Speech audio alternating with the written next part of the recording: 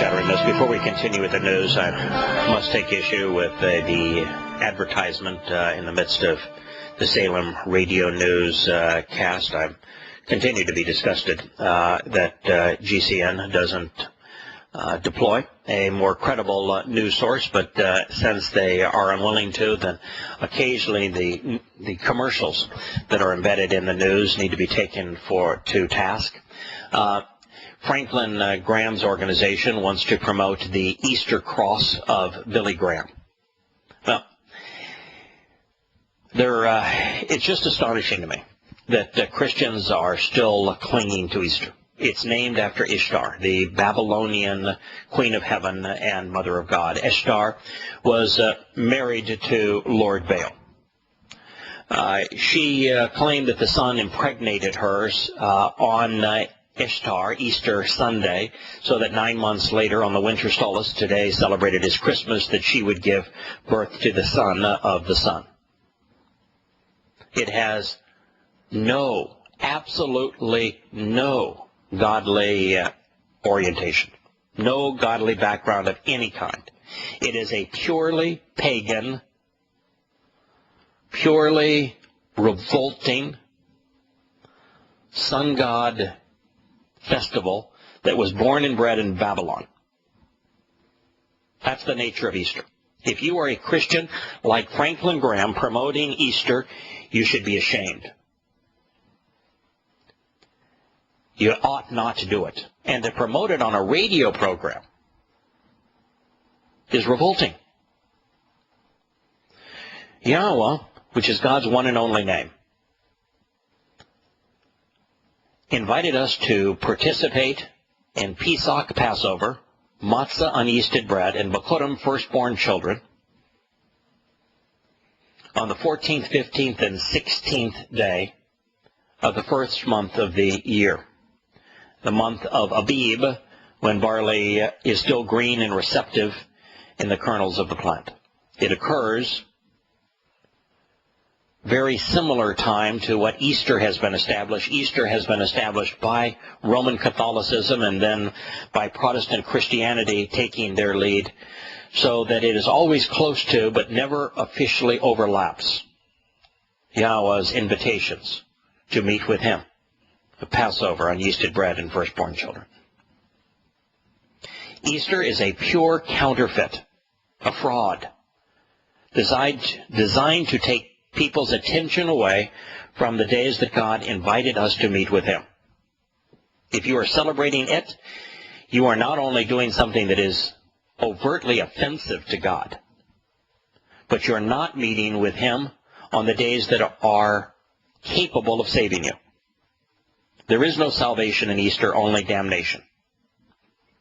There is salvation and eternal life in Pesach, matzah, and Bikurim, even adoption into Yahowah's covenant family. Moving from Easter to cross, there is no cross. Not even in the so-called Christian New Testament. Never once is anything remotely akin to a cross mentioned. The implement is an upright pole. Stauros in Greek, Edon in Hebrew. And the participants whose discussions are recorded spoke Hebrew. It's an Edom. It's an upright pole, upright pillar.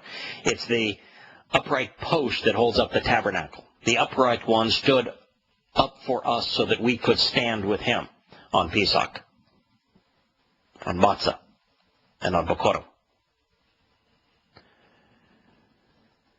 A cross is a pagan symbol. It was part of the religion of Babylon, of the Egyptians, of the Greeks, and of the Romans. There is no salvation in the cross. And of course, Franklin Graham could not get Yahushua's name right, calling him instead Jesus, a name that was made up in the 17th century that bears absolutely no resemblance whatsoever to Yahushua or to Yahowah. Everything they were promoting is not only a lie, but there isn't a single person who's ever been saved by Billy Graham, by Jesus, by a cross, or by participating in Easter. Not one. Moving on, I'd like to share a story. This was written for CNN by CNN's national security analyst, a man that I have very low regard for, but his stories are always interesting in that they tell us about the myths that are being perpetrated in politics and by the media. Again, if you'd like to challenge anything that I'm saying or just add your insights, 877-300-7645. He writes, the world's most powerful democracy and the world's most absolute monarchy have long been close, if unlikely, allies. The monarchy that he's speaking of is Saudi Arabia. Saudi Arabia is not a country in the sense of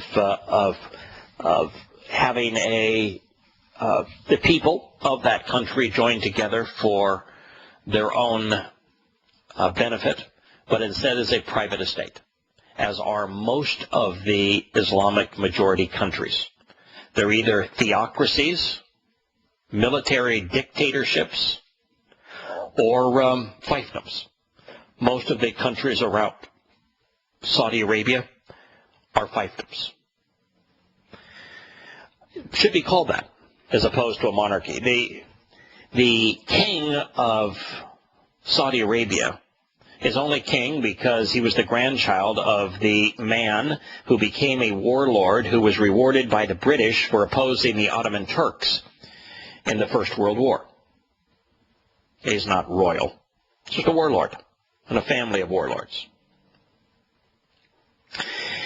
Peter Bergen writes, the United States and Saudi Arabia are bound by common interest, the free flow of oil, and more recently fighting al-Qaeda. That's utter rubbish. The primary mechanism for funding fundamentalist Islamic terrorists is Saudi Arabia. They provide the fuel that ignites Islamic terrorism. It is no surprise that the vast preponderance of those Muslims who flew planes into America's buildings on 9/11 were citizens of Saudi Arabia. Most of the most fundamentalist mosques in the world are built by and funded by Saudi Arabia. They have no interest in fighting fundamentalist Islam. Now, if it's fighting al-Qaeda, al-Qaeda exists today of one individual, Ayman al-Zawahiri. That's it. There is no al-Qaeda beyond Ayman al-Zawahiri. And he is an uncharismatic man that very few people care about or listen to. And even when al-Qaeda existed of he and Osama bin Laden, which it did for about a decade, no one listened to either of them. We have absolute proof of this. Fighting al-Qaeda is a myth that is being deployed to control you. That's it. It's a means that the government can say your movements need to be restricted. Your communications, whether they be on the internet or on the telephone, need to be overheard, need to be evaluated. Your privacy is no longer of concern to us. You must be searched at the airport when you wish to fly. You must undress to get on an airplane. You must fund the government's removal of your freedom. You must fund the government's continued investment in a military, in the police, and the judicial system to fight this menacing foe which does not exist. But that's what governments do, to justify their ability to control people through the military, through police, through a jail system, through a judicial system, through a military, to control people's access to information, to be able to spy on them.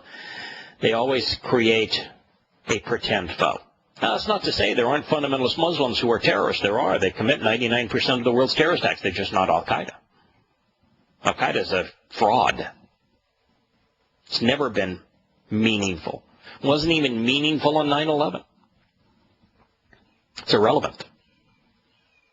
And you can't say, and this is the problem of Peter Bergen, you can't say that we have a common goal of fighting fundamentalist Islam. Well, fundamentalist Islam is the cause of all Islamic terrorism, 100% of it. But you can't say that Saudi Arabia has a common interest in fighting fundamentalist Islam when they are fundamentalist Muslims. So you have to use al-Qaeda as if it was a real organization, as if it had troops, as if it had weapons, as if it had means and a separate agenda. As for the free flow of oil, that's never what Americans have ever wanted, because if you look at Saudi Arabia, they simply stole American investment in those oil fields. America was negotiated, Standard Oil happened to be, negotiated exclusive rights to develop Saudi Arabian oil reserves. They built the refineries, they built the pipelines, they built the distribution facilities. They even built most of the super tankers.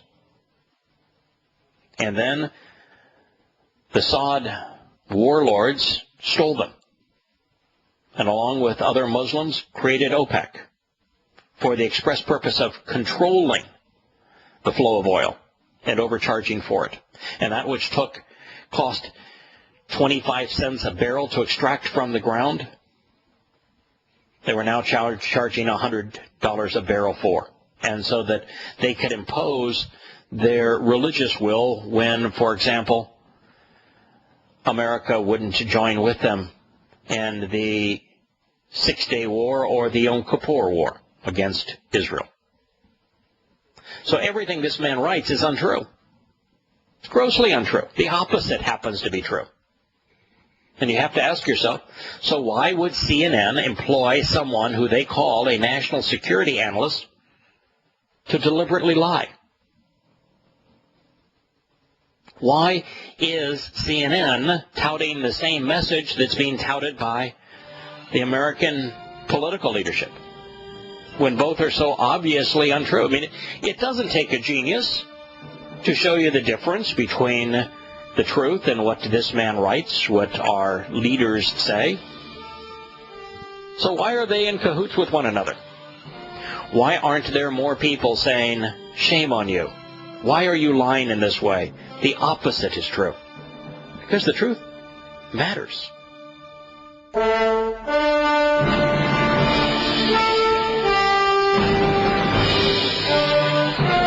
Welcome back to Shattering Myths. Before I continue to shatter the credibility of Peter Bergen writing for CNN, there were a couple of headlines that I wanted to bring to your attention from the Washington Post. The first of them that caught my eye was, and this is now the top 8 stories presented by the Washington Post this morning. It says, the good wife follows the shocking death with a plot that is, actually I'll read this exactly as it is because it's just amazing to be real. But it's the good wife follows the shocking death with a brutal episode. Now, do you think maybe the Washington Post is aware that no actors were actually harmed in the production of the episode? That the actor who was presented as having died really didn't die? I mean, there is this disclaimer, that no animals were harmed. Well, people are animals, and no people were harmed in the production of that episode. This is not news to report on the shocking death of a character in a TV show. And a brutal episode, I mean, who cares?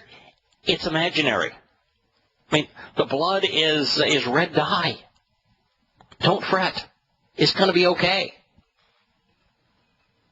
The next headline, this is actually the top headline on Washington Post this morning. For a productive workforce, try chocolate. Apparently, employers can buy happiness, or at least they can boost productivity in the workplace by about 12%, according to research presented to the Washington Post. I mean, what happened to that newspaper? I know that Katharine Graham sold them to Bezos of Amazon. And I know that Amazon lives in a world of the Ethernet, of the ether of the Internet. But, goodness, what happened to at least the pretense of credibility? There was also a news report, in fact it's in everybody's news top 10 list, that America is negotiating with the Russians. But how does one negotiate when you begin your negotiation by saying we can't negotiate until you meet our demands? And in this particular case, the demand by the United States is that the Russians stop assembling their troops in Russia. Oh, I know you're Russians, and I know that you Russians have a military that's about 1/10 the size of the American military, and I know that we aren't going to tolerate you telling us where we can have our troops, and they're all over the world, but we're here to tell you you can't have your troops in your country. I mean, and there isn't a single one of the news reporting agencies that has the common sense to say, what in the world are we thinking?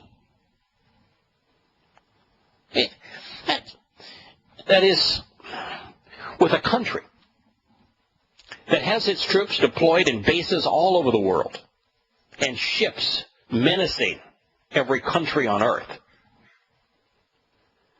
and with a country that has invaded two countries and occupied them just in the last decade, Afghanistan and Iraq, and a country that bombed Libya, and a country that deploys its drones and has killed 4,000 people in other people's countries with drones, and we're telling the Russians that your troops can't march in Russia? And that's a prerequisite for having a discussion with us? Particularly when the number one candidate for election has said, I think we should scorch Russia and kill ethnic Russians in Ukraine. Good grief, what's wrong with us? Well, now returning to this article, Peter Bergen says that this alliance with America was first sealed between President Franklin Delano Roosevelt and Saudi King Abdul Aziz al-Saud. He forgot that part. That's why the country is named Saudi Arabia. On February 14th, 1945, when they met on the deck of the USS Quincy as the American warship sailed through the Suez Canal.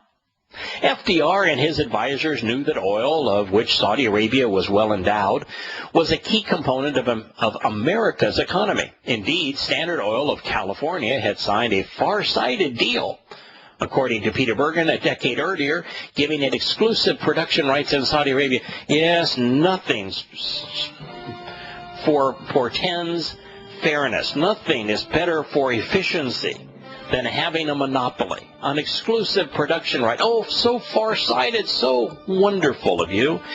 Speaking as a media liberal that would like to see all power concentrated in a few hands, yes, indeed, monopolies, exclusivities, far-sighted. Nothing speaks of freedom better than absolute control.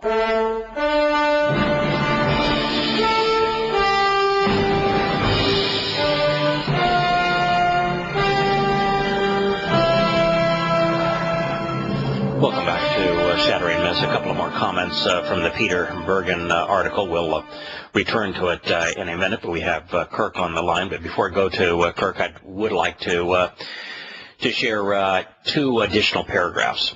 This is from the Peter Bergen article. Thomas Lippman, who has written authoritatively on U.S.-Saudi relations, wrote that as a result of the meeting on the Quincy, the American president gave the Saudi king a DC-3 airplane.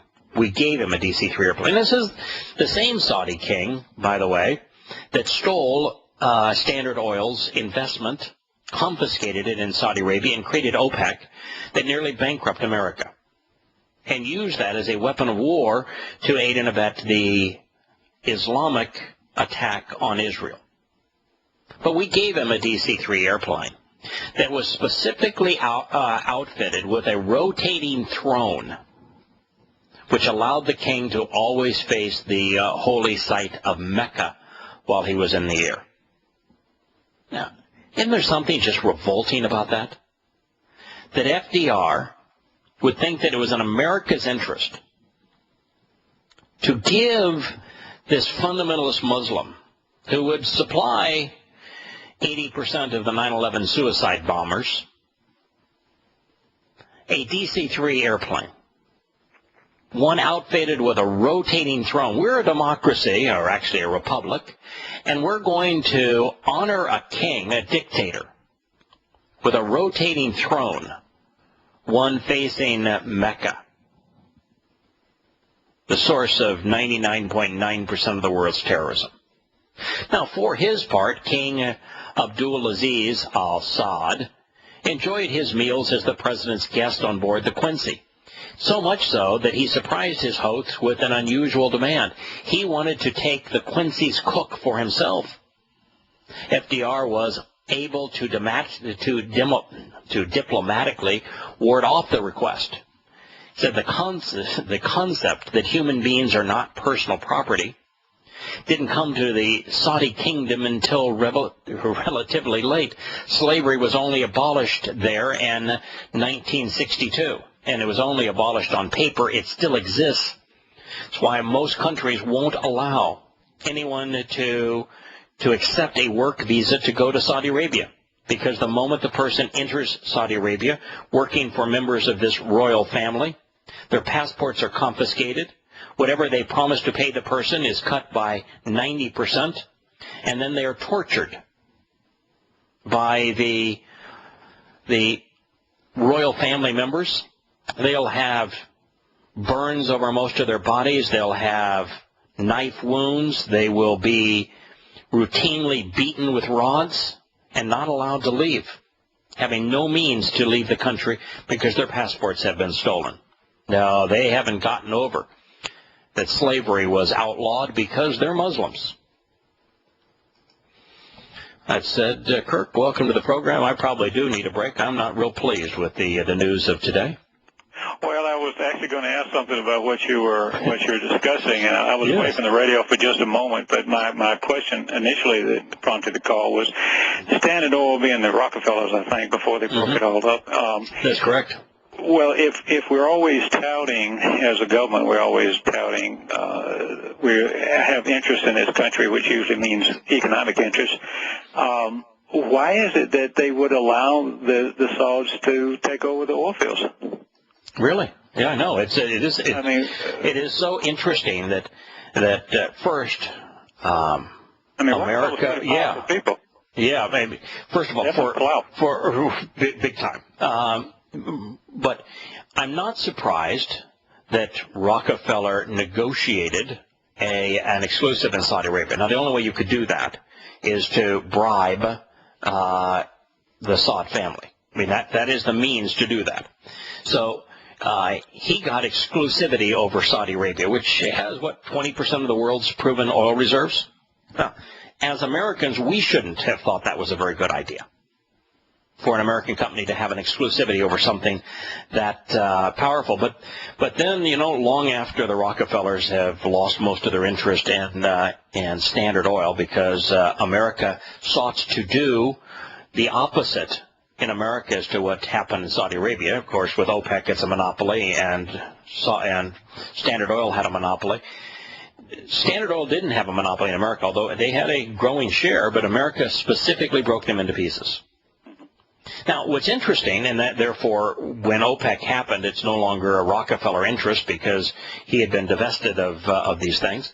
But what's interesting, of course, is that since that breakup, what we've seen is a reamalgamation, all with government approval, of the oil business, and it's now been reamalgamized, if you will, under largely international control. And if you just look at any state, you live in California. In California, there was Exxon, Mobil, Chevron, and 76 were all large suppliers of gas, of retail gas.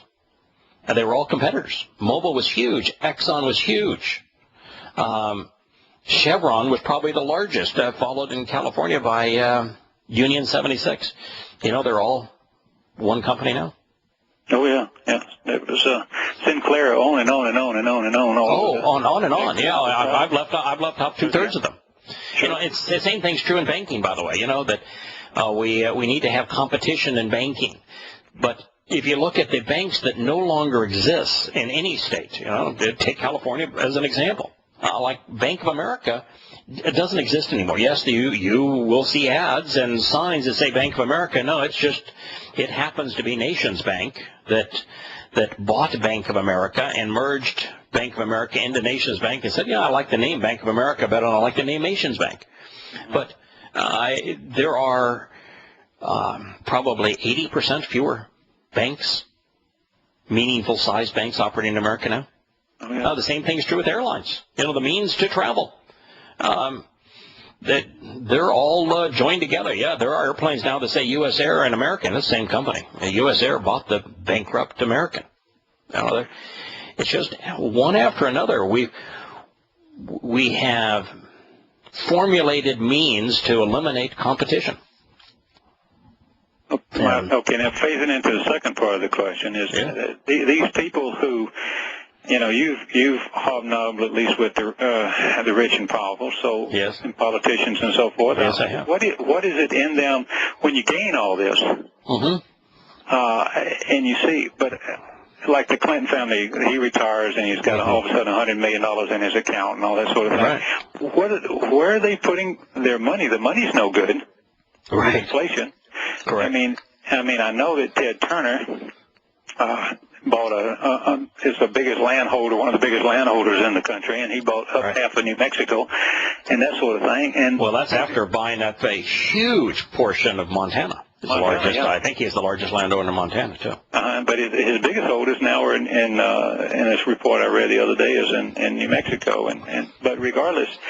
With everything, when was the last time? Are they so dumb that they don't see that all of this is so short-lived? I mean, yeah, it's interesting to watch people accumulate vast amounts of wealth as if they think they're going back to the days of the pharaohs in Egypt and can be buried with their loot and have huge memorials built to protect their body that will sail off into the afterlife with all of this loot. The idea of he who has the most money upon their death wins, but you have to ask yourself, so what is the purpose? Is the purpose that you want to have a living legacy of your name of Ted Turner owned all these things and owned all this land, therefore he was a mighty man, and that's going to make a difference somehow once you're dead? No, I just don't get the motive. I mean, I understand some people, but it seems like collectively they're all doing this sort of thing. Yes, and why is this existing, and why are all the mergers? Why does U.S. Air buy American, for example, out of bankruptcy? Why does Nations Bank buy Bank of America when they are essentially bankrupt because they were forced to buy World Bank? Why do the officers and boards of large companies merge to create less healthy, larger companies? And as I met these folks, like George W. Bush, I spent a fair amount of time with before and after he was elected president. John McClown, the senator of Arizona, spent a lot of time with him as well. Yeah, thank you. It seems to be fitting. And it's really about power, control. You reach a point, I think most of these folks reach a point where they have more money than they can spend, and so the only thing left to play for is control and power. And so that's how they play the game and power and control don't typically come by way of business although businesses are blamed. I think that there's this misconception in the West, and particularly in America, that corporations, that the bankers and businessmen and international conglomerates are to blame for their condition. If you listen to this show, the commercials that play or make it sound like that pharmaceutical companies are trying to kill you. It's not. That's not where power comes from. Power does not come from business. Power comes from politics. And so it's the integration of business and government together, like Halliburton, for example, and war-making capability for the United States, or for Lockheed Martin and the war-making capability of the United States. It's these kind of alliances that turn business and government influence collectively into a power base. It's why the Clintons, he's a guy born into a very poor family. Oh, yeah. And now he has hundreds of millions of dollars. So how does he have hundreds of millions of dollars, having been born into a poor family and having the only job that he really ever had was being government of a essentially bankrupt state, the poorest state in the Union, and then becoming president of the United States? How do you accumulate that kind of money? And why aren't we concerned about that? When you look at George Bush, he was an absolute failure in business. Every business he owned went bankrupt. Nothing that he had from a business perspective prevailed, and yet he's a multimillionaire, living with a huge ranch in Texas and a huge home in Dallas, and flying all around the world in a private aircraft. But shouldn't we be concerned about the graft, about the reasons that people really run for political office? Look at Obama.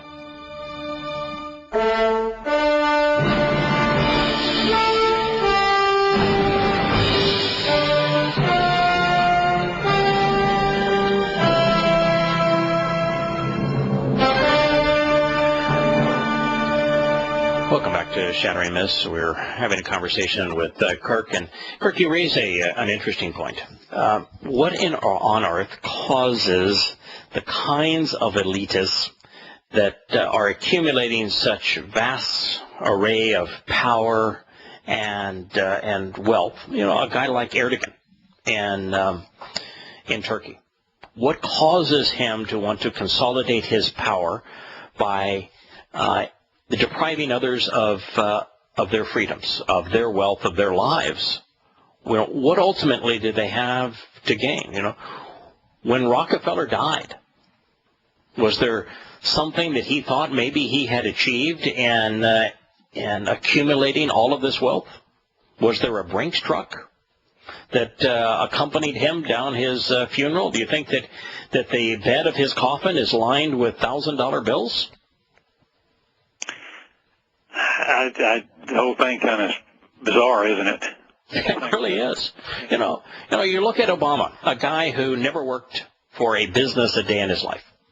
When he, his college education was essentially paid for by the U.S. taxpayer, and he goes and he uses an extraordinarily expensive college degree that he didn't pay for to be an organizer in Chicago. It's a political activist in Chicago to organize a grassroots political response in Illinois, and from there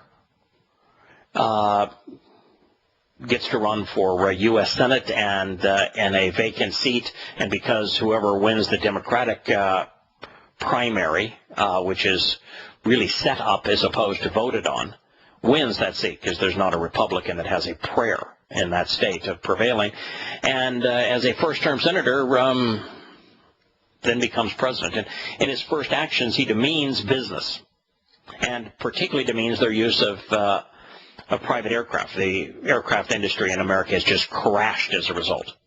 And then he goes and sends his wife off on personal vacations on Air Force One and travels all around the world and the country on Air Force One. And now has millions of dollars when he's never worked in business one day in his life, never earned a dime. And you say, something's seriously wrong with this picture. why are there so few that seem to get it? I mean, you're almost like the voice crying in the wilderness. I mean, boy, I sure feel like they're it. not well, I know, and you should, because you listen to it, and everybody comes up with every kind of theory in the world, but what's common sense, and it doesn't.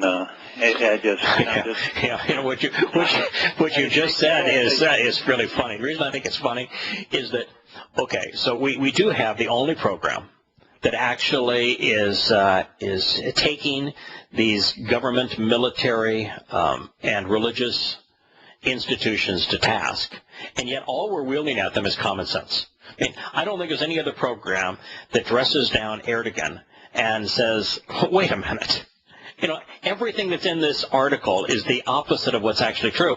Or here FDR and his response to the Saudi Arabians, or Peter Bergen in the media, and say, no, wait a minute, everything he's claimed here as the preamble to his article is the opposite of what's true, and all we're really wielding is common sense, right?